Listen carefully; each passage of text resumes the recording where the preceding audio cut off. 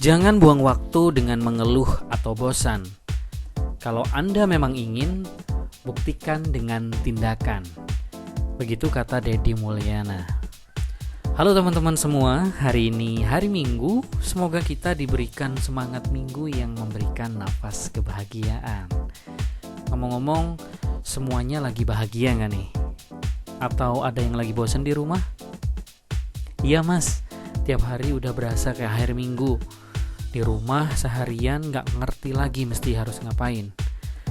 Yap, memang wabah corona membuat kita harus menjaga interaksi kita di luar, harus menjaga aktivitas-aktivitas kita yang ngetrennya dengan pola physical distancing ya. Jadi kita harus coba stay di rumah dengan tetap produktif, tetap mendapatkan kebahagiaan, kenyamanan juga.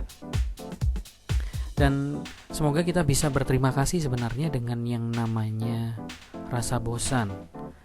Karena sesungguhnya di balik kebosanan ada hal positif juga di belakangnya. Mau tahu nggak teman-teman itu apa? Ya, karena kalau kita terdiam bosan, sebenarnya kita menjadi orang yang merugi. Karena sebenarnya bosan didatangkan agar kita berpikir ulang, harus ngapain lagi ya? Coba-coba hal yang lain Atau oke, saya mau mengisi waktu dengan kegiatan-kegiatan yang lain.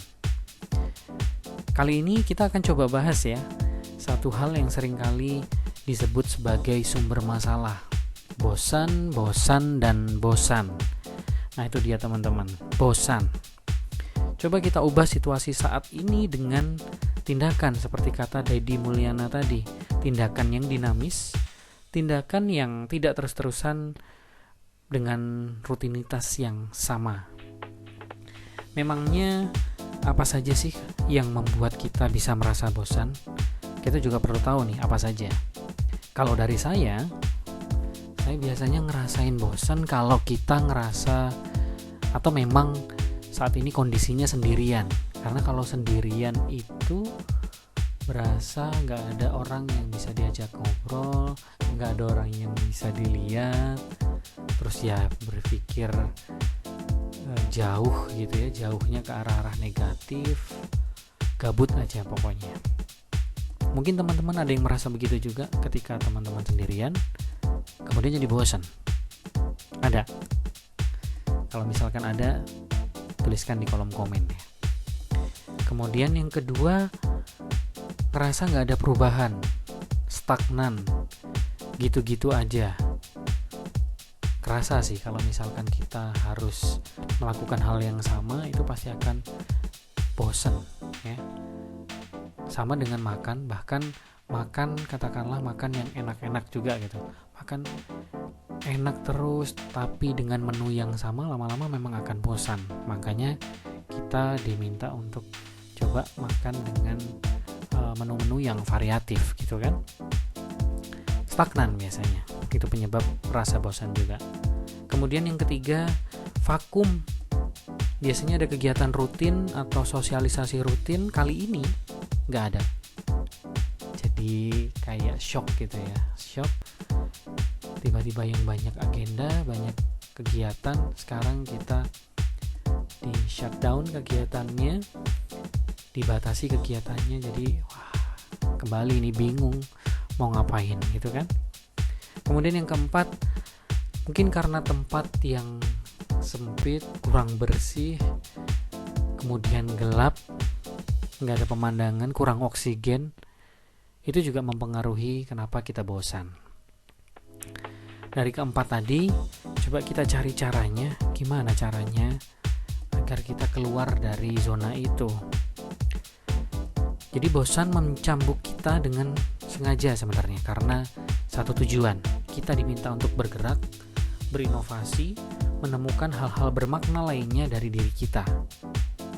Nah yuk sekarang kita coba cari bareng untuk bisa beralih dari rasa bosan menuju rasa senang ataupun berarti. Sekarang siapkan juga catatan teman-teman, barangkali ada di antara hal yang akan saya sebutkan mudah untuk dilakukan terlebih dahulu. tips yang pertama dari saya ya. Jadi yang pertama harus kita lakukan adalah buat list apa saja yang kita lakukan selama di rumah. Ini list saja yang simple, karena ada juga yang membuat jurnal, ada jurnal harian. Nah itu bisa lebih mudah kedetek, bisa lebih mudah terbaca. Tapi kalau misalkan kita belum terbiasa dengan itu, nah sekarang kita ambil pena, siapkan kertas, coba tuliskan apa saja kegiatan-kegiatan yang selama kita di rumah kita lakukan. Setelah ditulis, nah barangkali di sana, oke, ini semuanya sepertinya banyak yang sama, ini sudah saya lakukan, tiap harinya selalu begini. Bukan harus dihilangkan, kalau itu memang penting, prioritas itu tetap ada. Contohnya kayak mandi, makan, itu kan tetap prioritas ya. Misal kalau ada yang belum terfikirkan, saya ingin menjalankan agenda ini misalkan, segera tulis ya, segera tulis. Mungkin itu bisa kamu lakukan di esok hari, karena kalau nggak ditulis nanti kita lupa. Coba kita tuliskan lagi. Kalau ada hal-hal yang belum terfikirkan dan ingin dilakukan, coba catat, mungkin itu bisa jadi agenda kita di hari berikutnya. Yang kedua, setelah ditulis, baru kita susun yang rapi, kita buat jadwal harian aktivitas kita.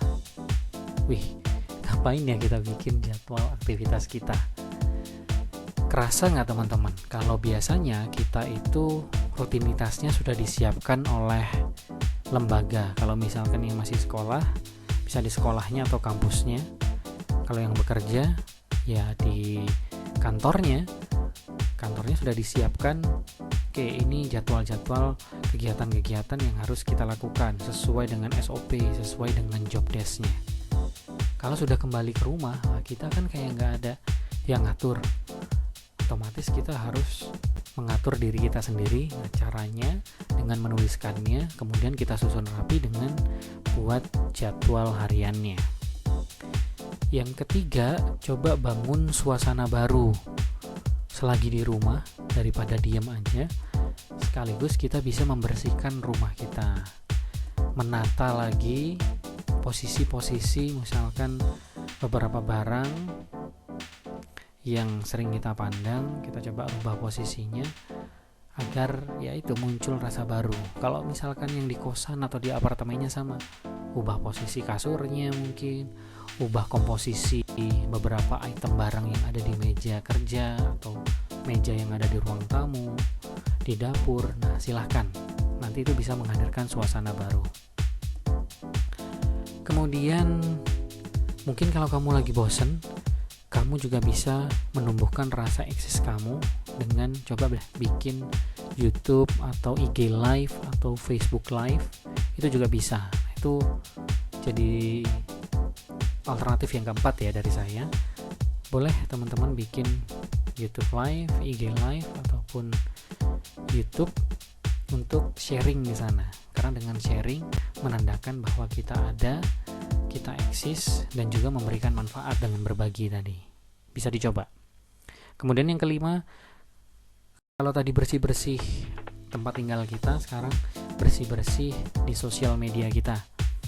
Atur lagi, manage lagi sosial media kita, mulai dari feeds-nya mungkin, foto-fotonya, atau konsep sebenarnya sosial media ini dibikin apa nih tujuannya, sesuai dengan segmennya, atau teman-teman saya sudah terakomodir di sini belum, atau orang-orang yang toksik ini mau diapain. Nah, itu perlu kita atur lagi. Jadi kita ada aktivitas yang gak ngebosenin, dan aktivitas ini biasanya akan lebih mudah karena kalau kita lagi sendiri atau aktivitasnya dibatasi, kita akan cenderung lebih banyak pegang handphone, pegang gadget. Kalau ada kuota internetnya akan lebih mudah juga, gitu ya.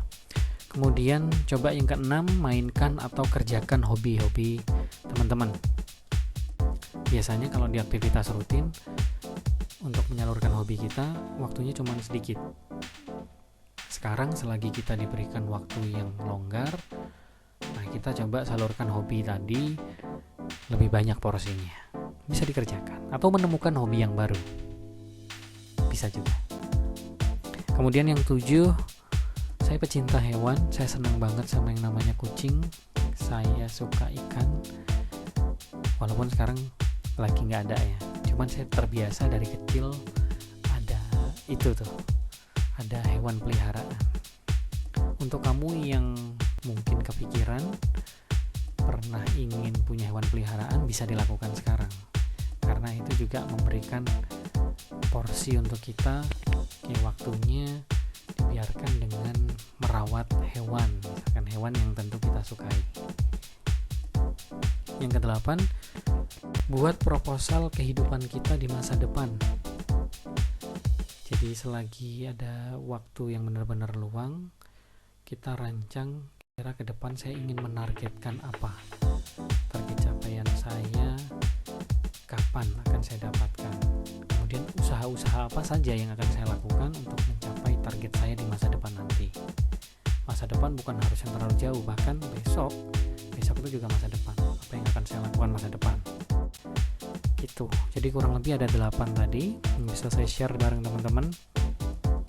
Yang pertama tadi, buat list apa saja yang selama ini dilakukan di rumah. Kemudian berlanjut, kalau ada yang belum terpikirkan, buat jadwalnya, buat jadwal rutinitasnya. Kemudian yang ketiga, buat suasana baru. Kemudian yang keempat, bisa sharing di YouTube, Facebook ataupun IG. Yang kelima, mengatur sosial media. Keenam, coba mainkan atau kerjakan hobi teman-teman semua dengan porsi yang lebih besar. Yang ketujuh, coba pelihara hewan. Dan yang kedelapan, proposal kehidupan kita di masa depan. Ya, kurang lebih ada 8 ya.